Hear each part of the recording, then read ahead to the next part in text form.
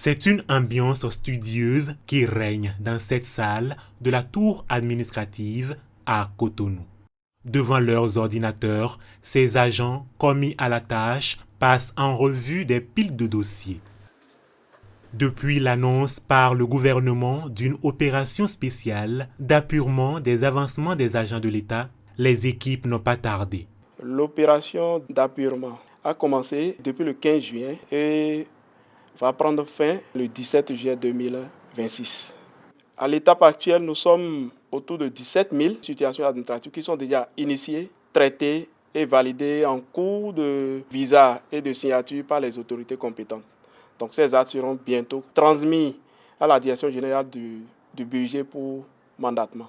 Cette opération vient en prélude à la mise en service de la SIG RHP. Il s'agit d'un outil numérique qui vise à moderniser et à renforcer l'efficacité de la gestion des agents salariés de l'État et ceux admis à la retraite. Aujourd'hui, quand vous écoutez un peu les agents de l'État, vous pouvez être à un grade X, mais sur votre paye, c'est peut-être un grade X, -2, -3. Du coup, ce retard impacte l'agent de l'État. Or, dans SIG-RHP, c'est prévu que les avancements soient automatiques. Le SIG-RHP doit être capable d'assumer la génération automatique de cet acte et assurer la paye à bonne date.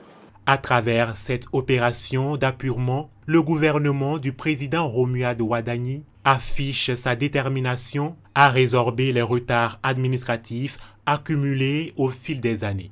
C'est une bonne nouvelle pour de milliers de fonctionnaires et notamment ceux du corps enseignant.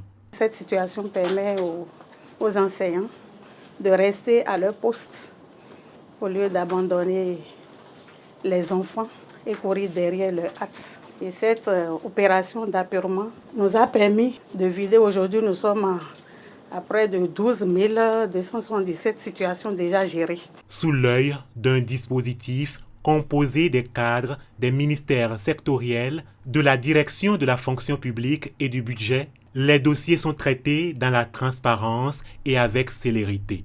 Pour assurer le succès de l'opération, les secrétaires généraux des ministères et institutions sont invités à prendre toutes les dispositions nécessaires afin de transmettre dans les meilleurs délais les dossiers de carrière en instances relevant de leur structure respectives.